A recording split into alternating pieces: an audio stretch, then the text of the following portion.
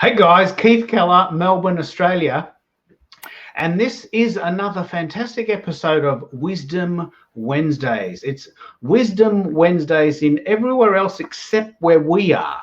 You know, I'm in Melbourne, Australia, and it's 11 a.m. My friend Michelle Tanmizi is calling in from Singapore, where it's 8 a.m. on a Thursday. We're both in the future here.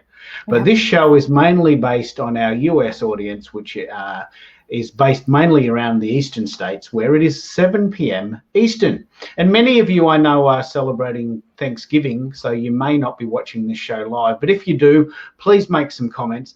What we're doing here with this show is we're now going live on LinkedIn.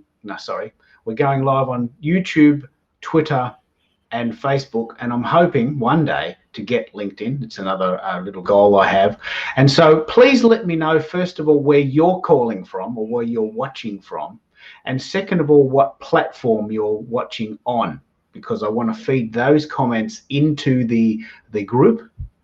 And I want people to know that they can watch in up to 3 places. And this particular site called StreamYard is a new idea that we're trying to get the word out about your books. And Michelle, calling in from Singapore, has 2 books, one of which is an Amazon bestseller. And she's never been on StreamYard before, and she was really taken aback by how much better it is than the Zoom experience, weren't you?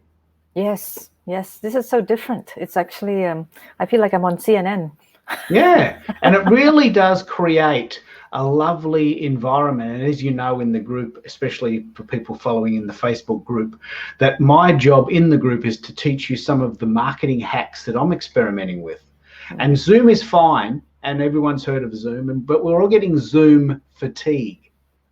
And so I'm trying to find some ways to make it fast and funky. And I tell you what, I found some really cool images of Michelle's book. Have a look at this. This is her real book. And so I just did a bit of a graphic here. And so it's what we call a pattern interrupt. Instead of watching our faces all the time, you can have a look at this image. It's a bit of a trick that I'm trying to sort of build engagement into our live streams. And a variation on the process is the graphic for the book superimposed into a Kindle. Do you have a Kindle as well, or do you mainly have the real book? There is a Kindle as well. There's a Kindle. So there's a paperback and a Kindle version. Yeah, and let me just explain what's happening here. Michelle is a science fiction writer of loosely dystopian fiction, a book based in the future where maybe humans haven't been so clever, and we've sort of, we've dirtied our backyard, and we're not living in our perfect environment, and that's not an unrealistic scenario, which is why these books are so powerful, because they sort of, in a way, foretell what could happen if we don't be a little bit more clever. So can you first tell us a little bit about your writing journey and what books you write, and then talk about the context of today's show, which is how to edit as a new writer. Okay. So I began writing many years ago when I was a child, actually, but the very first book that I collaborated was actually this one. It's called, I don't know, there you go, the lighting is better now. Adventures in Manifesting It's Conscious Business. Yeah. So when I did that, I realized that I really enjoyed being part of a book family. And so years after, I began writing my own novel, which is the dystopian speculative fiction, science fiction novel. And that one that was an interesting journey. I started writing in 2015. I didn't think about it. I put it aside. It got locked in a cupboard for a while. And then about 2017, I decided, it's not such a bad idea to do it. And then 2018 was when I really took it up again, and it became a novel, and it was published in 2019. So I think I might have the same journey as a lot of writers, where there's a lot of doubt in the beginning, where you think about writing, but you're not sure, and you don't think you're good enough. And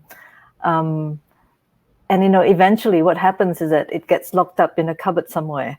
And you never get round to it. You never do it. No, because, you lose the courage. You think that, oh, my goodness, there are so many other better books out there. Who am I to think that I can be a writer? But all I can say is that if you take the courage to take that thing out of your cupboard and really finish it, it's very rewarding. It's really quite... Oh, that's very inspiring. It's nice to hold your own book in your hands. Yeah, and you've got two of them. Yeah, gosh, yeah. Well, this is a collaboration, but I would say this one, yes. Yeah, this is mine. And it's an Amazon bestseller. That's the yes, cooler thing. Is, yeah. So look, this is what this show's about. It's about people that are doing the work.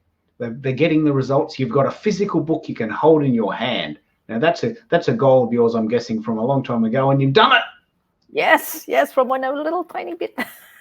But I want to shout out to who's watching. Katian, my friend from Trinidad. This is a really cool idea. Hi, Melbourne, Katian. Singapore, Trinidad. She's calling in from. She's watching in from Facebook in the Facebook group. So hi, a big hello to Katian. She's got a wonderful. She's lovely. She's got a lovely podcast there. That could be a name for a protagonist. Okay. Well, you never know. The next book might come out with Katian in it, and she'll know where it came from. So she's in Trinidad, and we really are a global family. Trinidad, Singapore, Melbourne, and Linda is watching on YouTube, but she says Singapore. I'm just wondering whether that means she's in Singapore or she loves Singapore. Well, if you're in Singapore, visiting. Linda, let's meet. Coffee. And you can do a little bit of a selfie. Yes. So, and this is actually one of the really interesting things about internet marketing, or the process that writers love writing, but they don't really love promoting themselves. But here we are chatting to you about your book, and Katian's in Trinidad, and Linda, I'll get some clarification on whether she's actually in Singapore or whether she just loves the idea that you're calling in from there. But just say Linda was there. Okay. And here's the person that I know who's based in Connecticut, but happens to be traveling and happens to be in Singapore, if that's the case. And then you meet up, and this random guy on the other end of the planet introduces two people that have never met before. And you could meet in a park and pass each other by, couldn't you? Because there's no context. Yeah, absolutely. Now you could meet at the is it the Merlin, the big white fountain thing? Oh, the Malayan, yeah. Malayan. Yeah, the Malayan. Yes. Meet at the Malayan and have a coffee, and then you know that this guy in Melbourne, Australia, stitched that up. And this is what we're doing with this group. It's not you and your mates hanging around in the town you live. It's trying to build the global community. So Katian said, yes, please put me in the book. So that's I'm very, going to very hold good. that. Yeah. Okay, there it is. No. I'm in Connecticut, but I wish I was in Singapore. So this is exactly what I'm talking about with StreamYard and Zoom fatigue. Zoom is this lovely site which looks a little bit like this, just two people side by side, lots of black space, and a little bit boring. Yeah. Whereas with StreamYard, you can have 2 people up to 10 people. You can have all these great graphics. You can have a banner down the bottom. You can have a little, I'll show you this little trick that I've got here for you. You can have your book as a little thumbnail up the top there. Oh, yes. Up the top. Right there. And what that does, and I'm really trying to pioneer this, what this does is it allows us to have engaging content. We're not just sharing our stuff. We're not just, people aren't buying the product. They're sort of buying into the journey. This is not exactly what this show's about today, but the point is we've got a very good example here. Connecticut, Trinidad, Melbourne, Singapore. All on the call simultaneously in their houses or on their laptops or at the beach, drinking coconuts, or maybe in Katian's case, she might be drinking rum down at the local bar. I don't know what time it is there. But so at the moment, we've got people watching on YouTube and also on Facebook. We can also have people calling in from Periscope and or Twitter. So this is really what we're trying to do here with the group. And that's a great introduction to get the juice going. But really what today's show's about, especially for new time authors, is, well, how do you get started? Why is it important to do the editing yourself initially? And how did you do it, and how do you recommend people get started? Okay. Well, first of all, I can tell you as an author myself, one of the most important things about writing a book is to make sure that when people are reading the book, they don't go, oh, good heavens, that's a mistake here. Oh, good heavens, there's a comma here. Oh, good heavens, there is a... Because what happens is that it distracts from the general story. Yeah. And so editing, that's what makes editing so important. You need to get your book kind of read worthy. I don't know if that's a word, but I've just made that one up. Yeah. So it has to be perfectly read worthy so that people can kind of flow into the book and forget the world they're living in and immerse themselves into your world.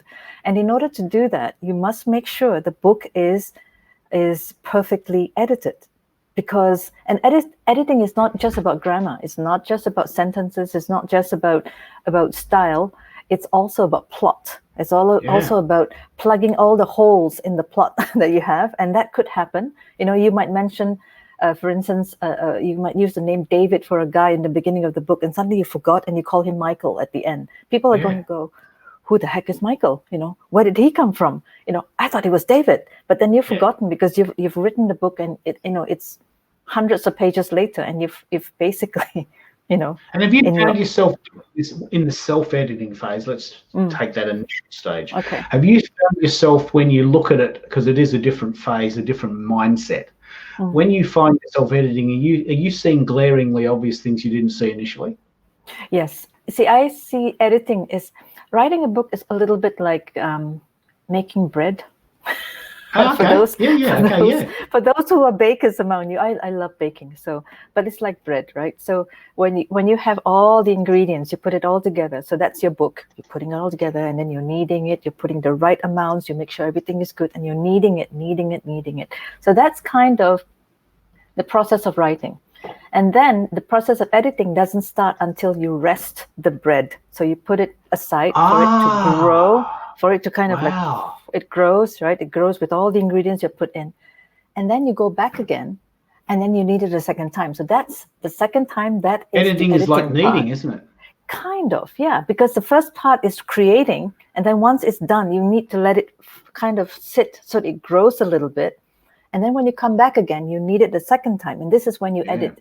Because what happens is that when you edit straight away, as you finish the book, you're not going to see the mistakes, because you've written it. You've just written it. You're going to skip over it's fresh in your mind. It's fresh in your mind. You've probably read it, so many times that you skip over all the mistakes. But when you let it rest and you come back again, you are literally reading it as a reader, no longer as a writer. And that's when the glaring mistakes are going to pop out and tell you, oh, this is wrong, that's wrong. You forgot a word here, you forgot a comma there. You use different names in two contexts, in the same context, and that's when things are going to come up. So that's when the real editing works. And the thing that I'm really interested in, I want to throw to the group here, a group on Facebook, a group on Twitter, a group on LinkedIn, a group on YouTube. And please make any comments you want to make, so that we can feed these in for Michelle. Yes. But I think the really interesting challenge that we have, because most people would agree that you need to edit, I think the biggest challenge is, when do you give that over? When do you bring in someone else and say, what, I think I've done as much as I can. At what stage do you get, and how do you choose a professional editor? You've got some criteria for that, haven't you? Yeah, I do.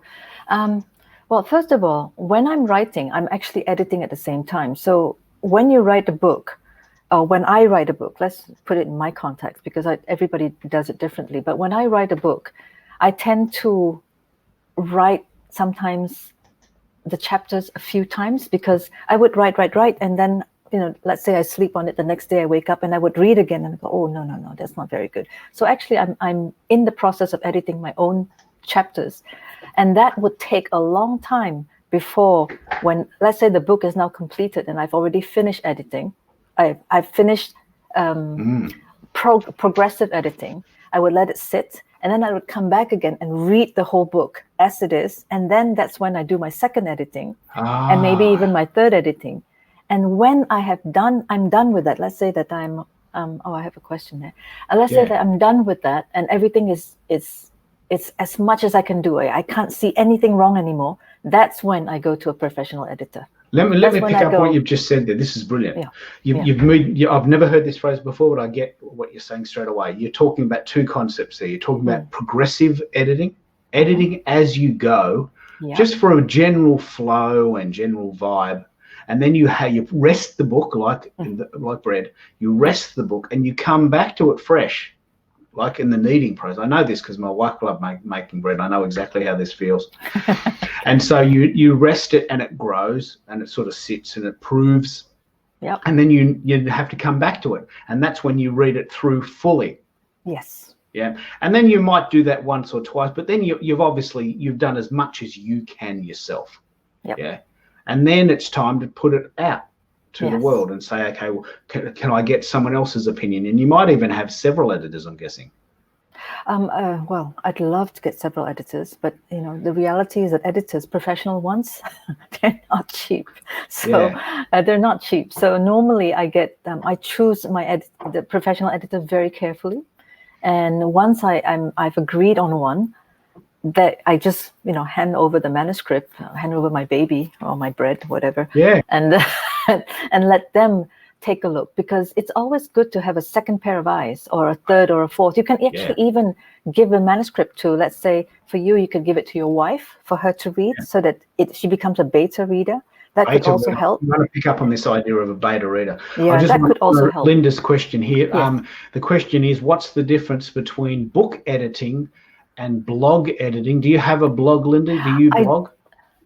I don't know. I have a blog, so I don't know what's her answer to that. Let me maybe start the process.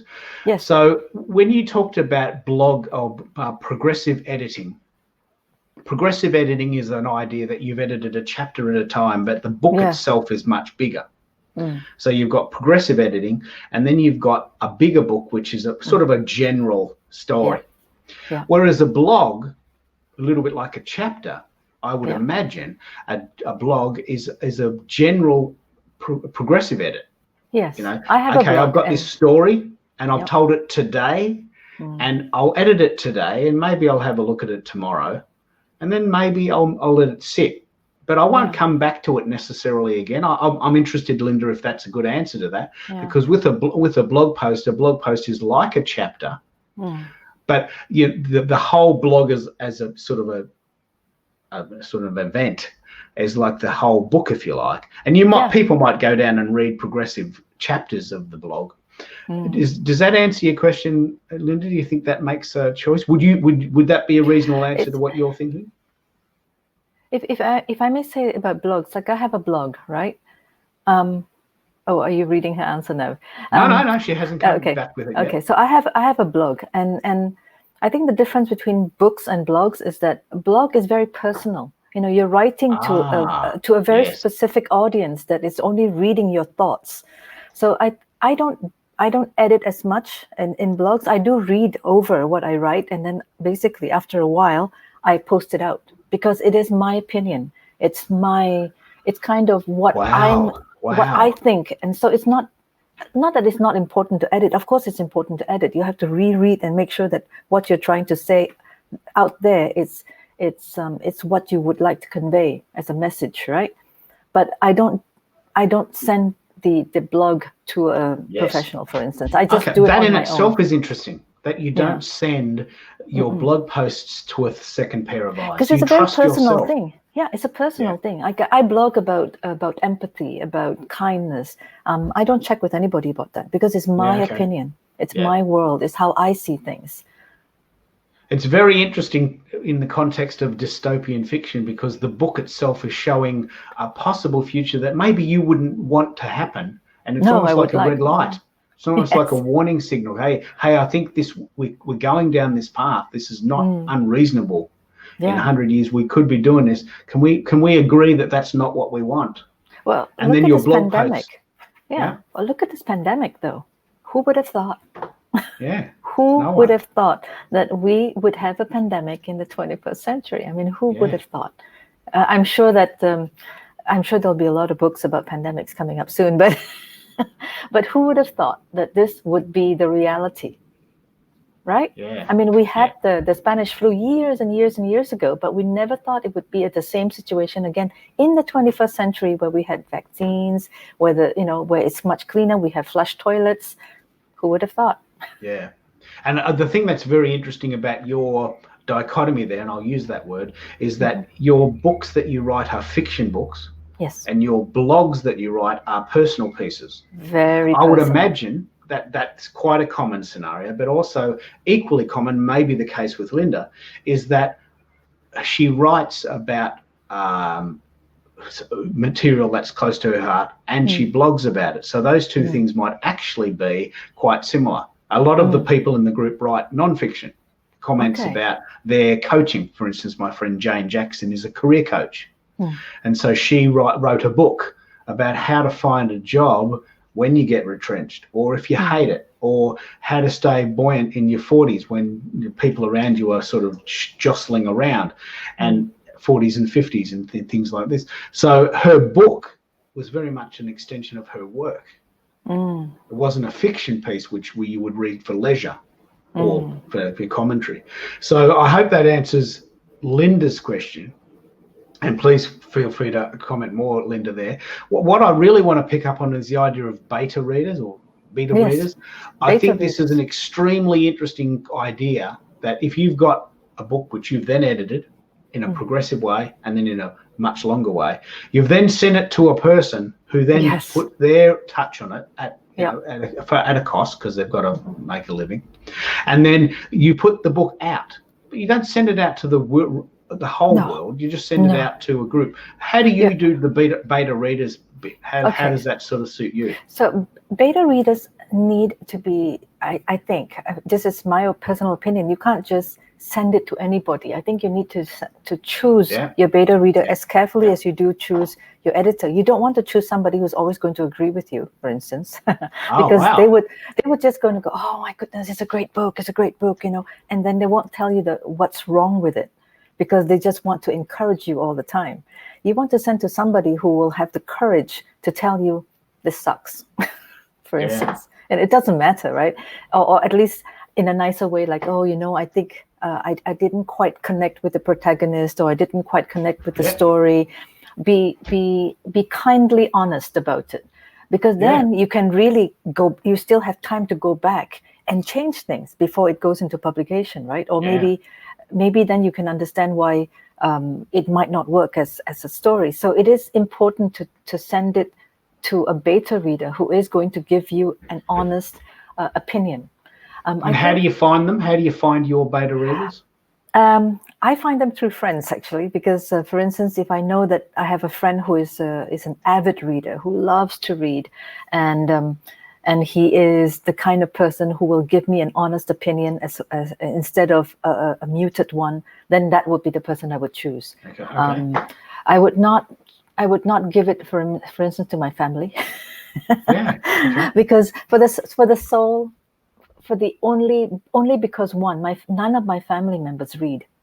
You don't want to send it to a non-reader, because they would go, oh gosh, I have to read a book. Oh gosh, I have to, they would feel obliged, and you don't want to send it. Obliged. You don't want to send it to somebody who feels like they have to do it because it's in support of you. Send it to somebody who loves reading, who loves discovering new fiction, who wants to be the first person to read your book. That could be an incentive. So I actually sent it to a friend of mine, and he is an avid reader. He reads everything from nonfiction to fiction. He reads, and we're always sharing ideas. Not ideas, but we share authors. He's like, oh, have you read this book? And so I know he's the perfect person. So I sent it to him, and it was nice because he was very honest. He goes like, and he literally picked up some stuff. He goes, Michelle, you seem to have missed something there. And I went, really? So there already is an editing thing that I completely skipped over because I was so much into the thing, I didn't see it. But he picked it up, which is fantastic. So I was like, oh, okay, first. And then as he read through the story, he said, this is actually really good. After a while, I completely got lost, and I wasn't even looking at anything anymore. The story was interesting. And he's giving comments like, oh, I really didn't like this character. And I like the fact that he didn't like the character, because if he has a bad feeling about the character, that means that the character was real. You know what I'm saying? You don't want to have a plastic character. You want a character that invokes a certain kind of emotion in a person. And he said, oh, this character is so annoying. I said, I like that. I wanted to make her annoying. So it worked. Yeah, okay. Yeah. So in a way, you got the reaction you wanted. Yeah, and that in itself is another sort of editing, because now you're you're using another pair of eyes to see your work. Instead of, before it goes into, or even while a professional editor is looking at it, because a beta reader might be your audience, so you want to make sure that you're hitting the right points. Okay, I just want to pick up on a comment from Linda. I think what she's saying here is that wouldn't it be nice that we could have imagined a bigger and brighter future without having to go through what we're thinking here. Let me read this out. If anyone would have thought that this might have hit home without an impact, is likely rethinking their future. So the idea there is that, I'm guessing I might need clarification on that, but dystopian fiction is really powerful because, especially if it's futuristic, in the sense that it talks about a possible future which we don't want. Yes. And so there is a big phrase at the moment, the Great Reset, which is this idea that maybe we've gone too far, guys. Maybe we've been a bit too gluttonous and selfish, and maybe we need to calm down. And if we don't, we're just going to have nothing to go with. There's already 8 billion people on the planet. How many more can we add? And dystopian fiction is very common at the moment because people are imagining, well, what's 2050 going to be like? When's your book actually set? Oh, okay. This one I have a few comments about. People go, what? My book is set in the year 4848. 4848. Okay. I do it on purpose because, well, it's originally I lived in Hong Kong for 20 years, right? Yeah. So the number 4 is synonymous. It sounds like death, right? The number 8 sounds like luck. So 4848, I chose it on purpose because it's almost as if with death there is also some. I kind of fuse death with luck together. Okay. So doesn't the word crisis also mean opportunity? Isn't there something in the Chinese symbolism that says that crisis is the same superimposition for opportunity? Yes, it's kind of that's the idea. Death and luck. So death and opportunity. So even people keep saying, why do you set it so far ahead in the future? And that's because it's the numbers. It's the numbers, but also because I wanted to imagine an Earth that has changed. And in that year, in the book that in Late Dawn, the Earth has literally morphed itself. The continents, some continents have shifted, the waters have risen. So I needed enough time to pass so that it might be a reality. So there was a physicality to it. Yeah, because if I were to set it in like 2580, I know it's not going to happen yet. But 4848, you don't know, because I set it so far ahead because I wanted to create an Earth where we had time for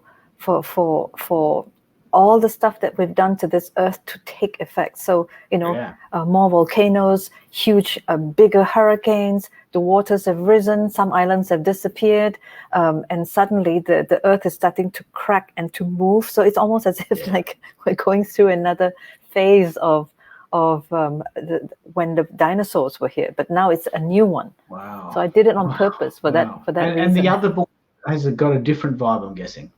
The other book is not set so far in advance, but it is about a different topic. It's about genetic engineering.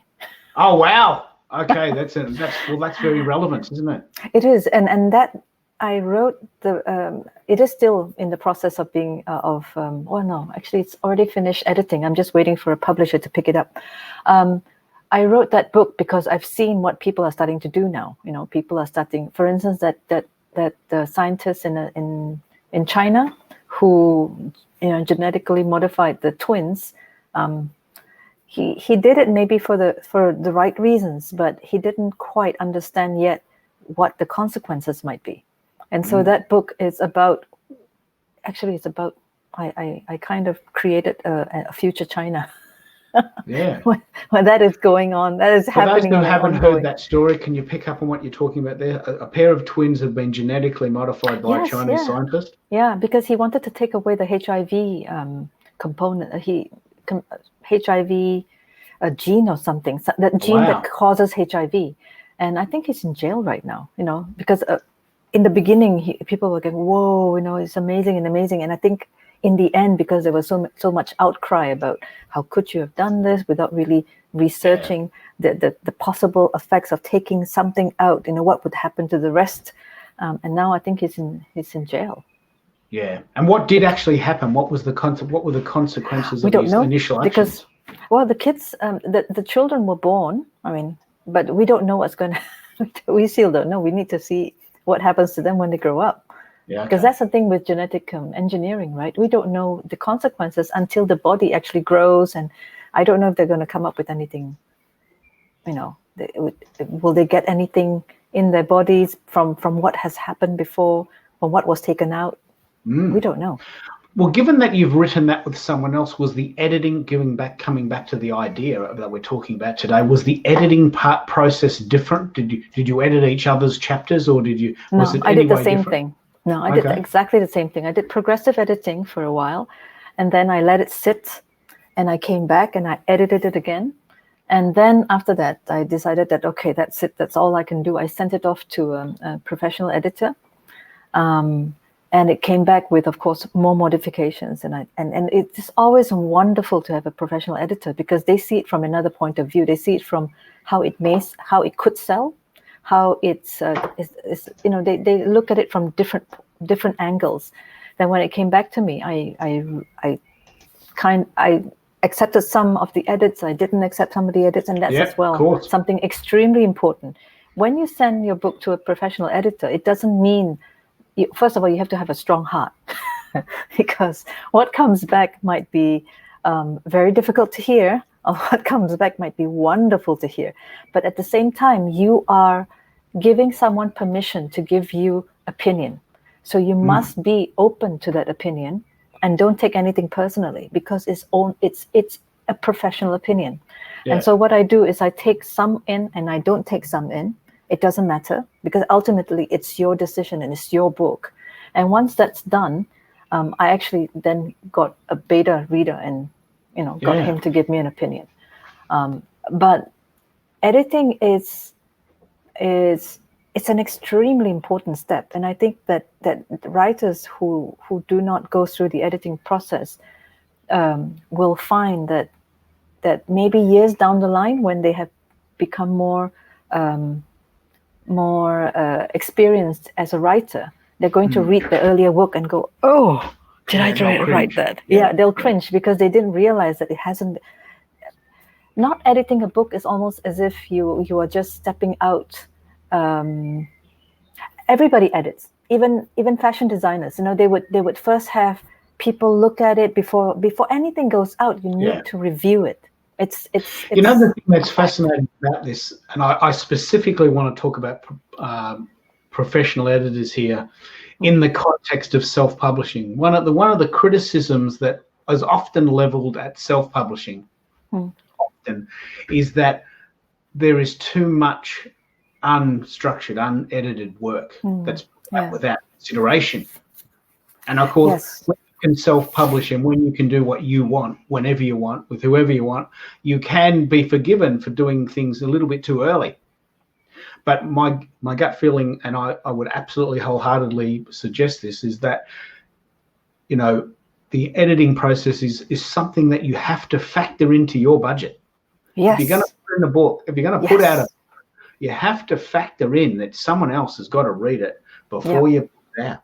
If you're going down the self-publishing route. If you're going down the publishing route, well, you just won't get a publishing deal if the book is rubbish. I mean, you just won't. So you want to save yourself that embarrassment. I would imagine, I don't know this for sure, but I would imagine maybe it's a 3 strikes and you're out system with publishing. If you get a book from someone and it's awful, you might get one chance. If the second book's also awful, they just won't read the third one, will they? No. Well, publishers are extremely picky. So whatever you want to give to a publisher, it has to be already more or less 90% or even 95% perfect. Finished, yeah. Yes, finished. Because don't forget that if a big 5 publisher, let's say Random House, decides to take your book, they will still edit it no matter what happens, because they will still have the book go through their own editors before they will. Oh yes. So so people will go, oh, but I don't have to edit because, you know, if it gets accepted, it'll edit. But that's the thing. You need to give them a product that they salivate. They go, oh, wow, it's so beautifully written. It's amazing. Because that they go through another editing process, it doesn't matter. But you need to get your foot in. Because if you're not in, they won't even consider. So imagine if you turn in a piece of work that hasn't been edited and it's full of flaws and full of mistakes, they're not even going to read it. Well, they just won't. I mean, they're not even going to suggest it. And I wouldn't imagine, because they're too busy, they won't even give you a second chance because they probably feel offended. Well, let me look at myself, right? I am a very detailed person. I'm highly detailed. So which means that if I read a book and there is a grammatical mistake, I'll pick it out straight away. And if there's too many, I won't read the book because it's annoying. Because I cannot sink into the story when my mind is going, wait a minute, that's a spelling mistake here and there's a grammatical mistake here. I don't understand this plot. Where the heck does this person go? And then I can't immerse myself into the story. You can't buy into it. You can't invest. Yeah. So imagine if they're publishers like me, so they won't even read the book. I totally agree. One of the things that I'm really fascinated to talk about with you, given that you write fiction, have you considered that maybe your book could be a movie or a series on Netflix? Gosh. Have you considered that? Yes. Do you know how I write? I actually write it in Technicolor. You know, when I'm writing a book, I see it in the screen. I see it. I even have.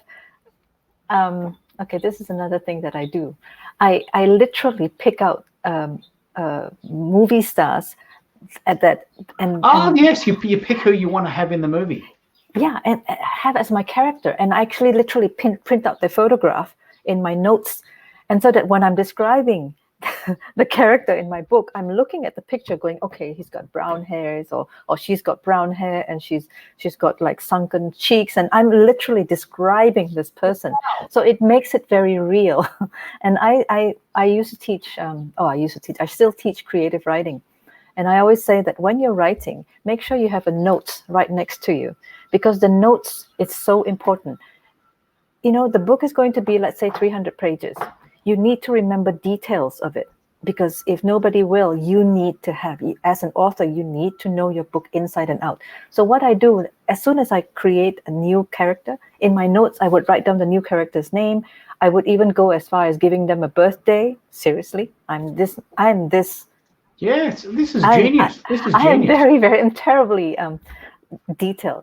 And I would literally describe them like, you know, oh, this character is annoying. She likes details. She hates coffee, and she's a vegan. And I would describe her to the T, so that when I'm writing the book, I remember who she is.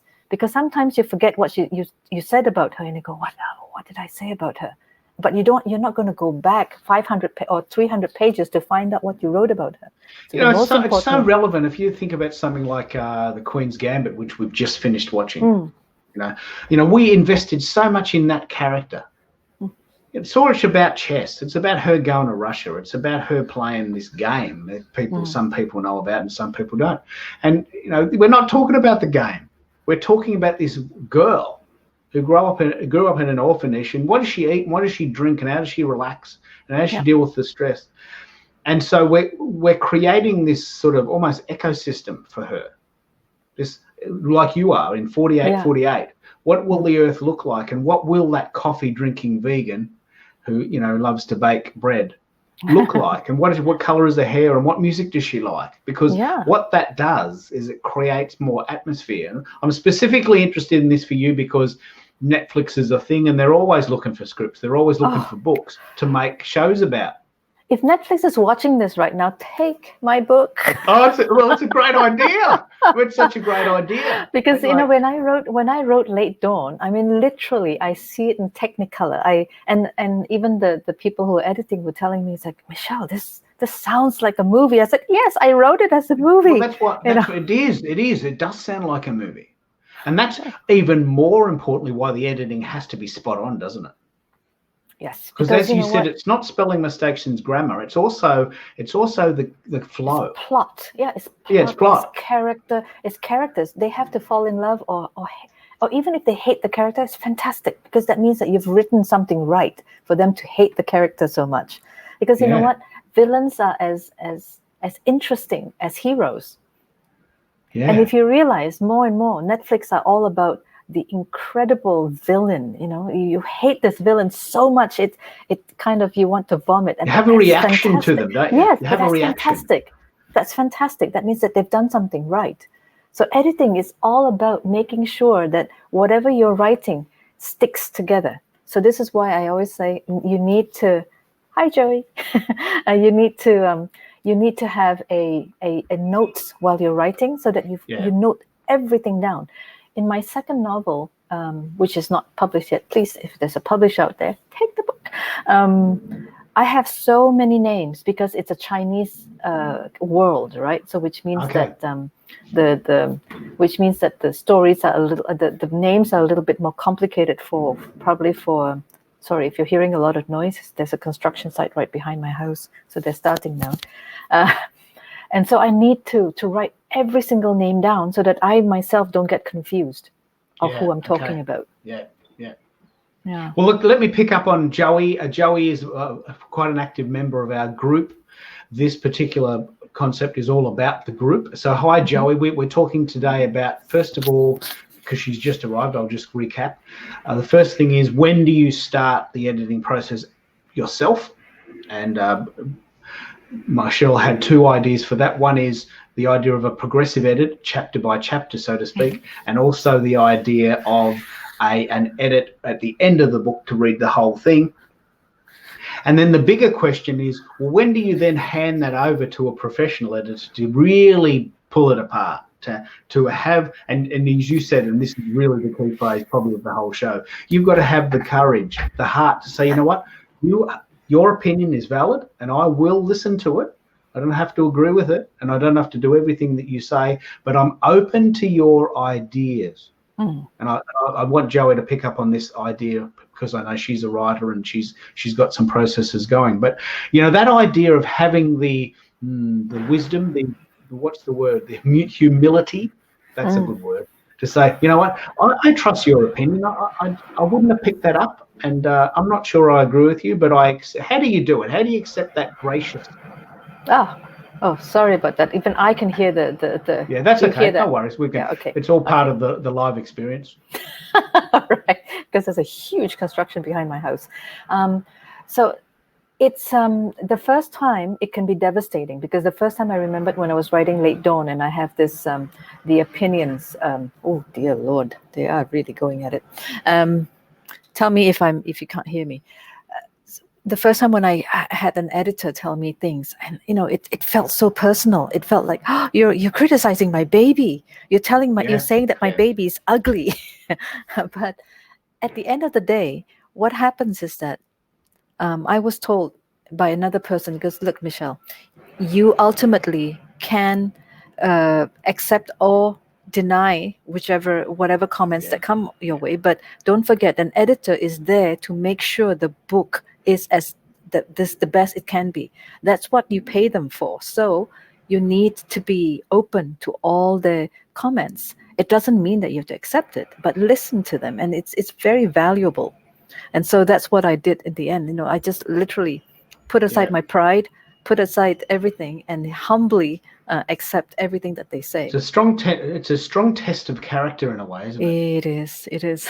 But at the same time, there's a comment here from Joey. Let's pick up on that. Chapter by chapter made me get bogged down in the process, but this is a good idea. I wish I'd known about using a professional editor. And it's okay. You are fine. I cannot hear the construction. Okay, so let me pick up on this idea that, you know, the reason why this group exists, and I'm so glad you've made that comment, Joey.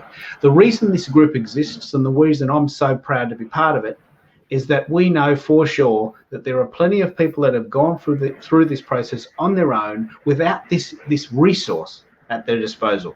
Without a guy in Melbourne, Australia, interviewing a person in Singapore and being watched by someone in Connecticut and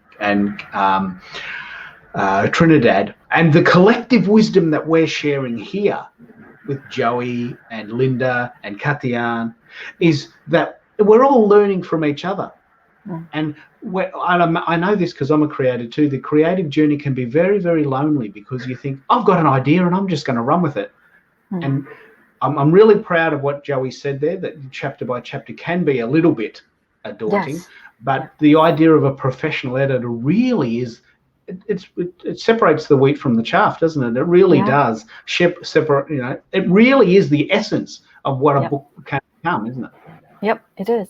And Joey also, yes, I do get bogged down as well from progressive editing, but don't get bogged down in the sense where you just get stuck with it. So what I do, like for instance, if I write one chapter, right, I would write it to the end, and then I would read it maybe once over and pick up things that I want to change. And once I'm done with that, I move on. So don't get bogged down in that sense. Okay, yeah, one edit. Don't keep editing the same chapter. So just read it. You're happy with it, or you're not happy with it. You're not too sure about it.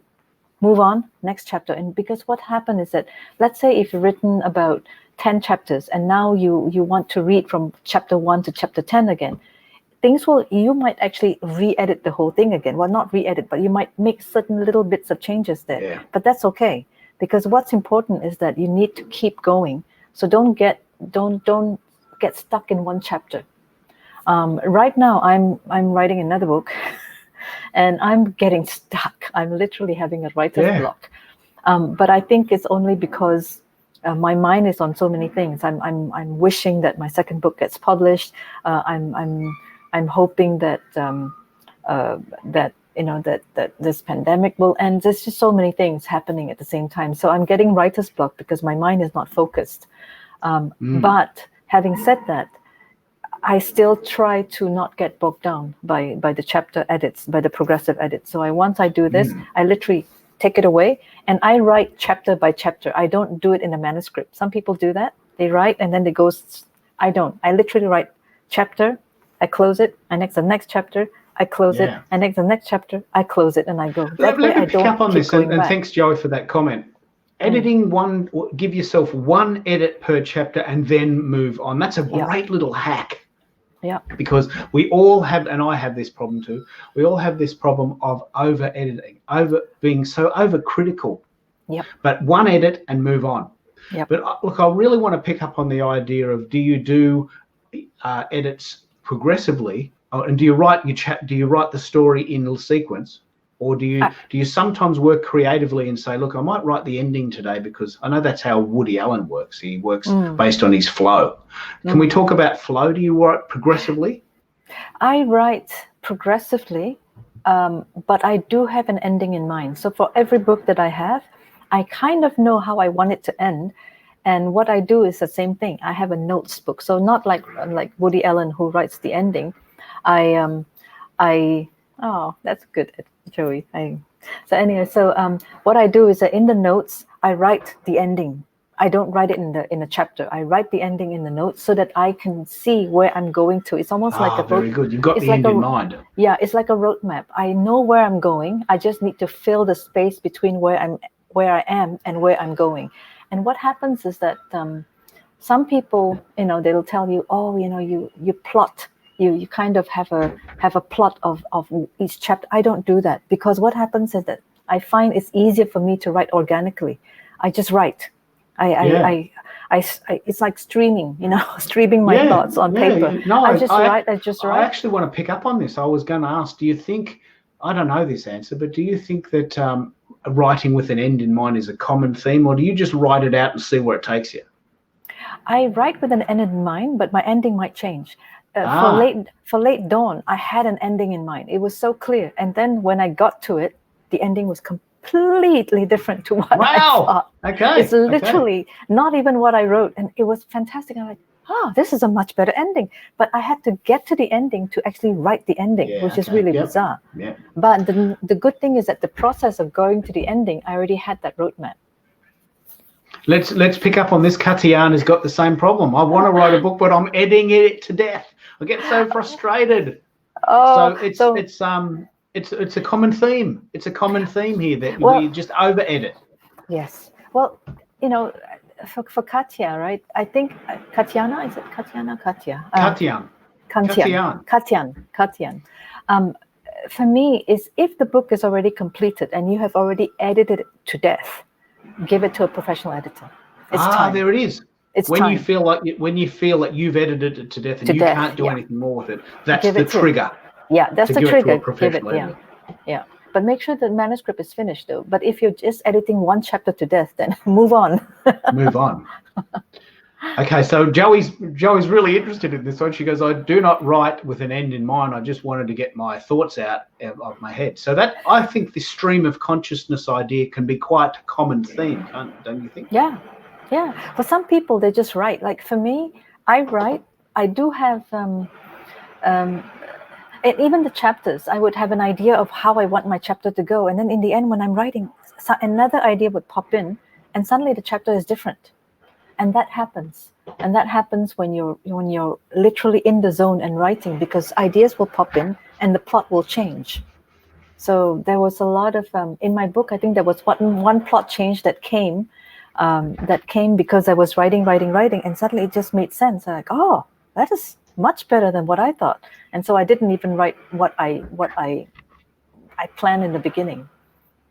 Let's pick up on this question, the question of cost. Yeah. Joey is on a budget, and she says, you know what, I don't know if I can afford a professional editor, but my gut feeling is the book would have been better if I had one. What's your advice around the idea of the cost of an editor versus the quality that you get as a result? Sadly, it is expensive to get an editor. And I know this for a fact because I literally budget for an editor. You budget for an editor? I do. I see it as part of my marketing cost. I don't know where to put it, but I see it as a way of making my book better. So it's a marketing thing, right?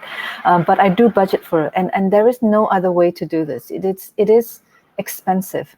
There are some editors that are cheaper. So maybe if you go on, the one that I use is ritzy.com. Where do I do? I'll just tap on Joey's comments there. I know that the reason why we've started this particular group, just lost my head. The reason why we've started this particular group is that Joyce and Sherilyn are both editors. And unfortunately, Joyce and Sherilyn are in Thanksgiving sort of mode and traveling to family events and can't come today. But we might do a special show and a special section for them because Joyce specializes in editing. Like, that's her skill. And I'm really proud and really excited to hear you say that you factor in editing into the budget, because there's only so many things you can do on your own. And budget editing is like anything, like bread, like cars, like eating out, like traveling. There's various costs for various destinations, for various product services. And it can be an expensive process, but I'm guessing you get what you pay for. Yeah, you do. Because remember what I said? If you want to present your work to a publisher, they want to be able to read your book and go, whoa, that's amazing. But if you present to them a work that is flawed, they're not going to read the work, even though you might be having the best idea ever. So how do you find a good editor? I think that's a good question. I go on Ritzy. I think I type in ritzy.com. Ritzy.com is a place that I look for my editors. And you have a huge gamut of choice. You've got and you don't even have to accept them. You just send in your work and find out who wants to edit your work, and look at the pricing, because they'll tell you how much it costs. They'll tell you, I'll charge you this one, and then you can accept, or you don't have to accept. So you can, in that already is a first step. You can look at how much each person is and that's willing. What you were doing there, readsy.com? Yeah, that's what I do. I go to this website and I look for editors. Now, how I find a good editor is I look for the editor who is familiar with my genre. So if you are writing nonfiction, don't look for an editor who is a fiction writer. Oh, wow. Yeah, because otherwise they won't get, for them, they'll kind of edit, but they're not passionate about your work.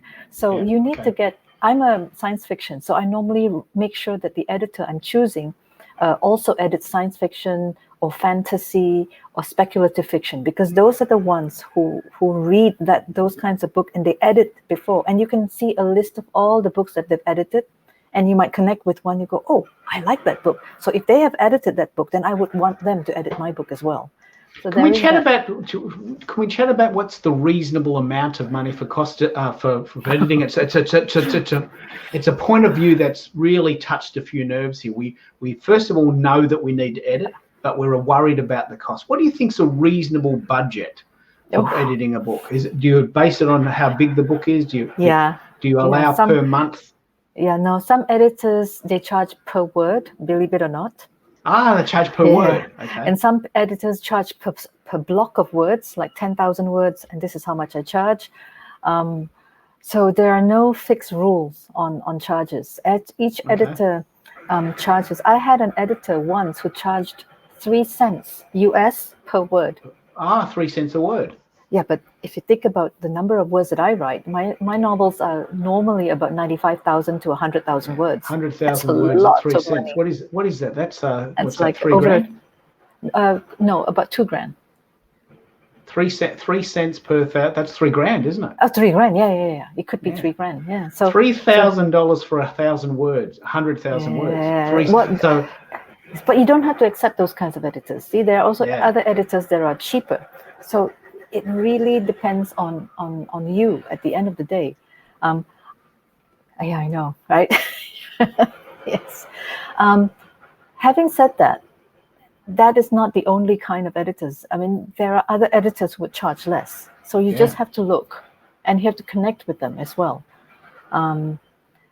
In all honesty, I'm planning to be an editor myself. Oh, wow. Okay. Yeah. So because what we've chatted about today, especially in regards to the professional editing, is that it is such an important part that it's not an option, is it? It's not optional.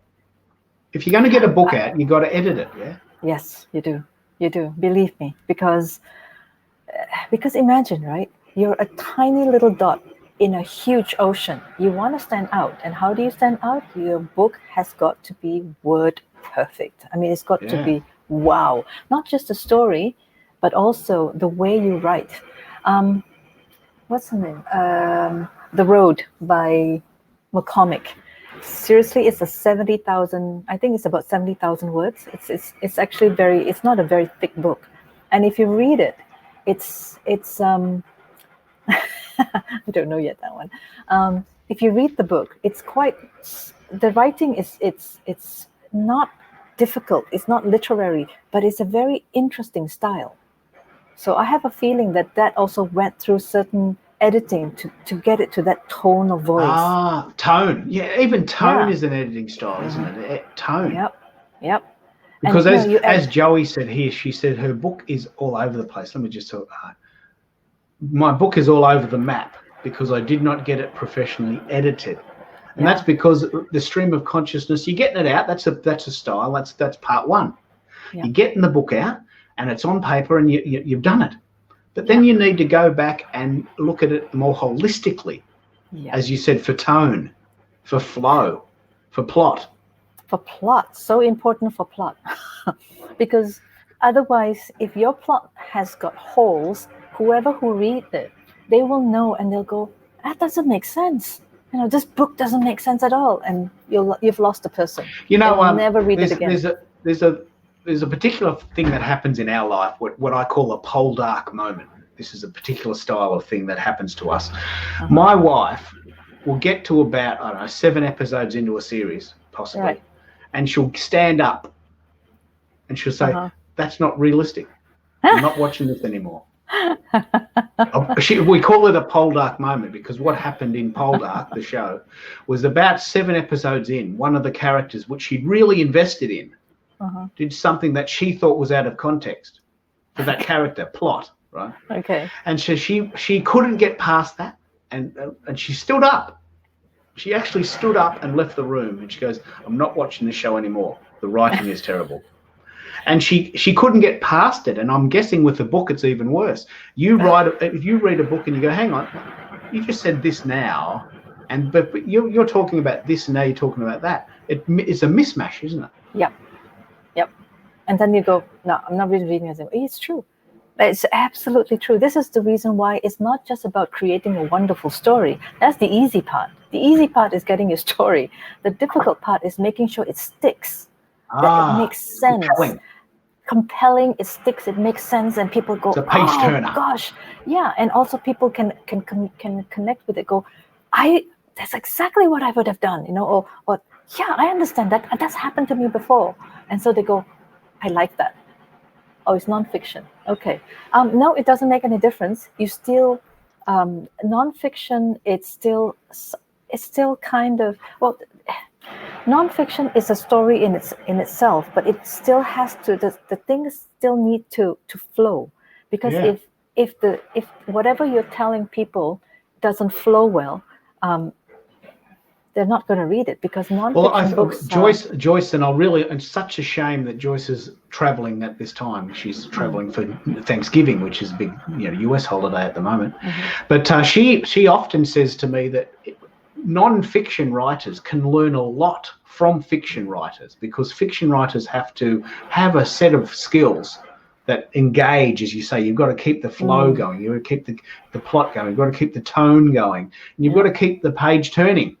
And I'd imagine those techniques are very relevant to non-fiction as well, aren't they? They are. For every book. If the person does not want to turn the page, then you've lost the person. You've lost your audience. Yeah. And how would you do that? Let me pick up on that comment again. How would you do that in a non-fiction context?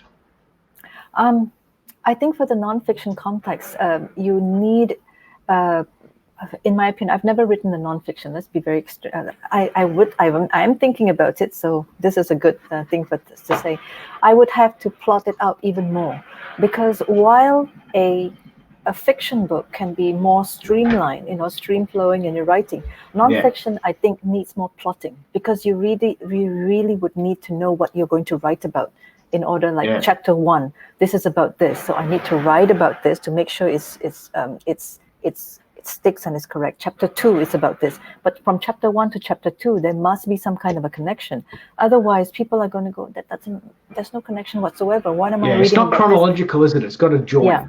Yeah. So you do need to plot it out more. I have a friend actually who wrote a nonfiction about getting rich, which is fantastic, and how to get rich before the age of 40. I actually endorsed the book because I'm one of these people who, I didn't say that I got rich before 40, but let's say I retired before 40. So, but he took a long time to plot out his book. He made sure that it made sense. He wrote a little bit of his story. Why did he write this book? How did he get the idea of this? Where was his expertise in writing the book? And I think in nonfiction, that's even more important, because people need to understand that if you're writing something about, if you're advising someone to do something, you need to be the expert. Otherwise, you can't do it. Let's pick up on Linda's comment. She's talking about it has to flow from chapter to chapter. From memory, Linda, I think you're writing a fiction book. Please confirm that. I think this is the book I'm referring to. Please let me know what your book's about. But the concept of flowing from chapter to chapter applies both to fiction and maybe especially to non-fiction, doesn't it? Yeah. And how did your friend do it with the non-fiction book about getting rich?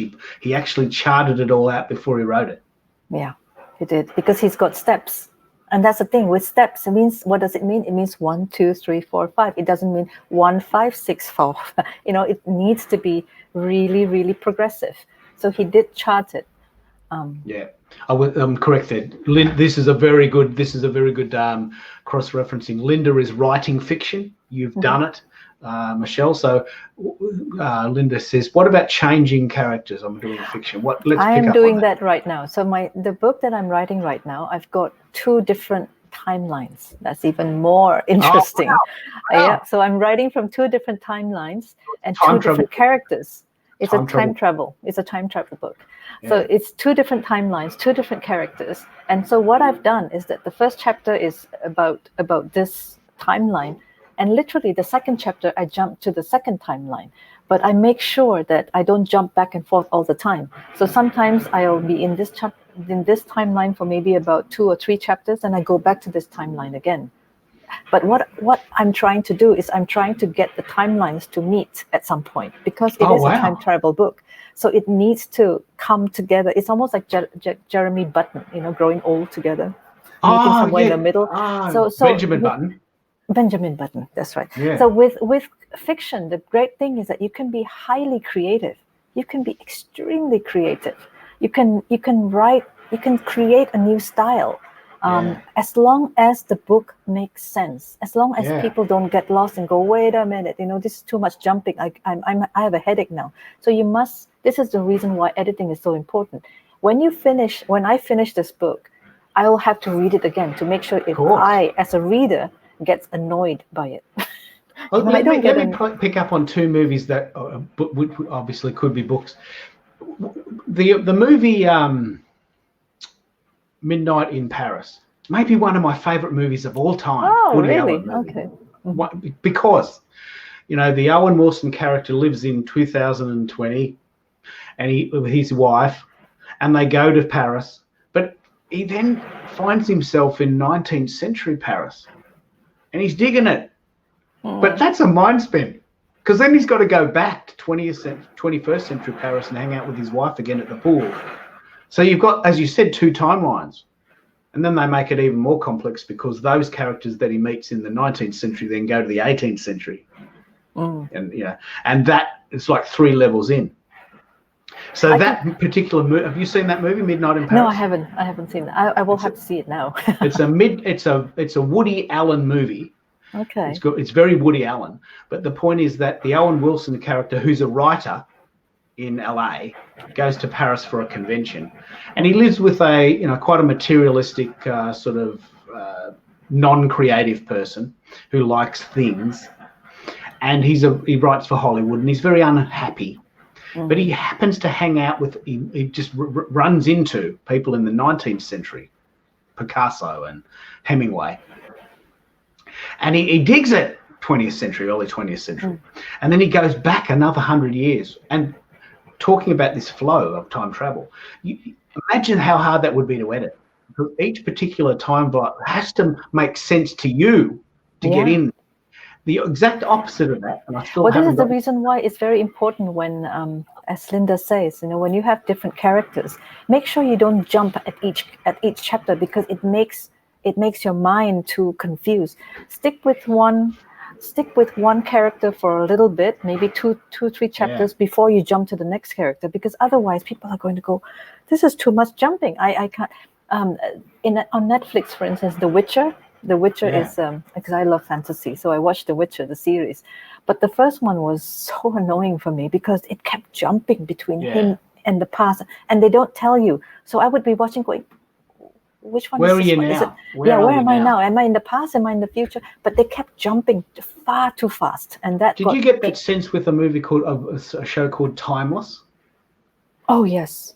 Oh, but Timeless, you see them though. They go into a time machine and then they literally are in the past. So that's not so bad. But because they set it up. Today we're going to meet Abraham Lincoln. Abraham Lincoln, 1854. Get dressed up. We're going in the machine. Yeah. There's a bit of a setup, isn't there? Yes, exactly. But the whole story happens in the past, so it doesn't jump. Whereas in The Witcher, it kept going back and forth, and I was so annoyed. I thought, no, too much. What I want to pick up on is in regards to jumping and flow and tone. I've watched Inception 3 times, and it just blows my head apart every time. I mean, I want to get it, but that's an example of too much jumping, right? Yeah. You know what I mean? Inception. Yeah. Have you seen Inception? Yeah, it's a great movie. It's well done, but it's level confusing. of depth, it's confusing. Very confusing. And that's a professional movie, worth $100 million. So we have to, when we're editing, we have to take out all that confusion for the reader, because they're not going to stay with us. I'm not Leonardo DiCaprio. I mean, I don't have that attraction that you're going to watch the movie anyway because he's in it. Yeah. You can't. You're starting from especially as a new writer, you're starting from a standing start. So you're picking up on some really, really, really cool ideas. Thank you, Joey. I love that show too. One of my favourite shows, Timeless. The basic concept was that someone makes a time machine and they go back, but there's a second time machine to go back and chase the first one because someone stole it. Oh. And And that picks up on your time travel book, yeah? Yeah. Well, even in Late Dawn, in this novel here, I have some time changes. But what I do to not confuse the person, I actually literally put the year and the date before the chapter. Oh, so really? people Yes. know, oh, okay, so we're talking about this now, and then the story, unfolds like 2 or 3 chapters, and then later on I go back to the present. Let me just pick up on that comment. Yeah. This is one problem I had as well. I read a book just before self-publishing it, but I also didn't like my voice.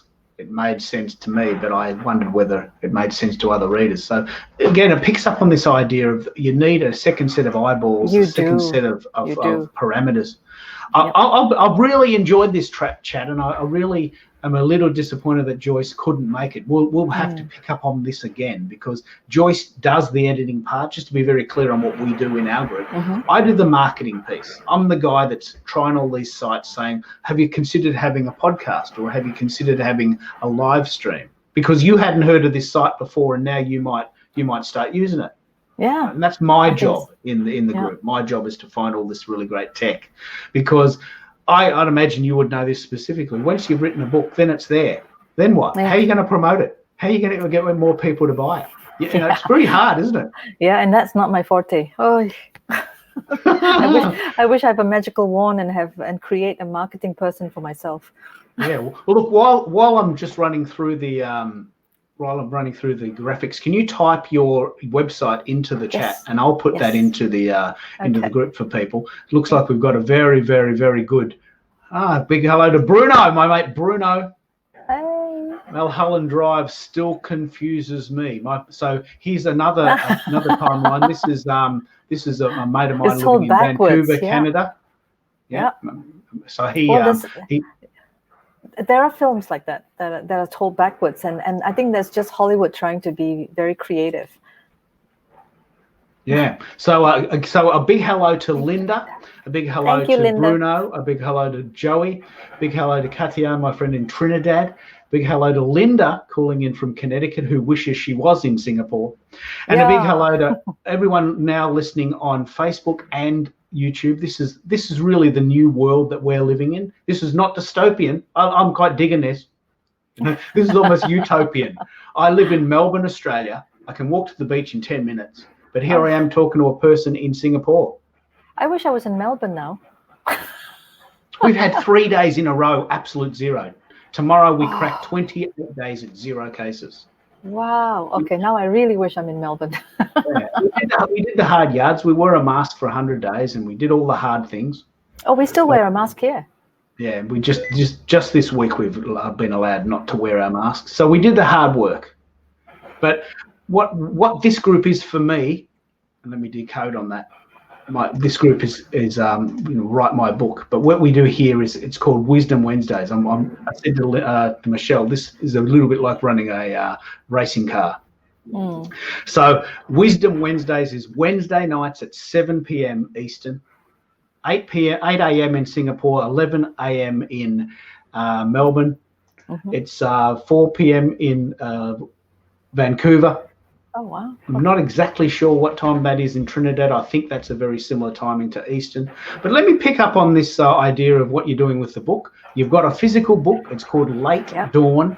It's a dystopian sort of fiction fantasy book set in 4848. Is that correct? Yep, that's correct. And it's a book about what could happen if we don't play the game and do the right thing and look after each other.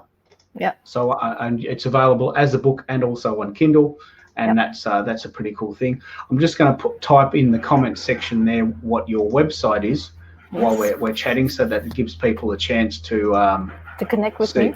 You can ask me questions. There is the website, Michelle Tanmizi.com. Yep. And you've written 2 books, and you've got a 3rd one on the way. Yes, hopefully, if there are any editors out there. There's an editor in Australia actually interested, but it takes a while for a publisher, but it just takes a while for the publisher to confirm. So I'm hoping. Yeah. Well, I'm hoping that Melbourne will lead by example to say we've done the hard work. I know it's hard. 100 days. with a mask on and not being able to leave the house. It sounds almost like a prison sentence, but the point is that we came out the other side and we now have 0 cases 28 days in a row. It's worth it. And Singapore, we are still wearing masks. It's been a year. Yeah. A year. A year. Wow. A year. We have to wear a mask everywhere we go. We have to trace. We have to put an app in, and so the government can trace us. Yeah. And Singapore is relatively safe now, I hope. Yeah, well, and the thing that I find interesting is that just the global community here, and a big shout out to Bruno about this because we talk about this a lot. I live in Melbourne. I love the beach. I can walk there in 10 minutes. I'll probably go there tonight. But, in my daytime, I can chat to anyone in the world at any time. And during the lockdown process, this is incredibly important. I've got mates of mine that can't leave the house or don't want to because they're too scared. But we can still chat.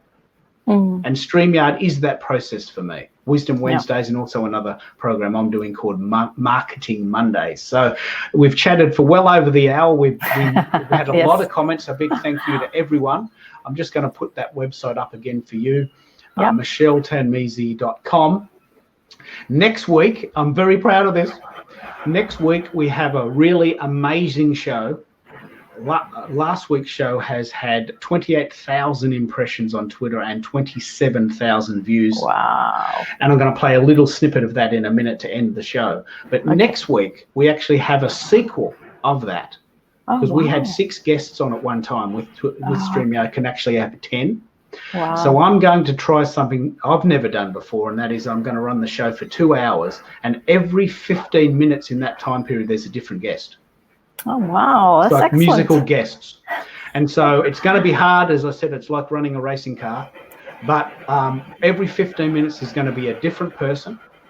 And they're going to talk about what 2020 is meant to them. Right? Because it's been a big year for everyone in the world.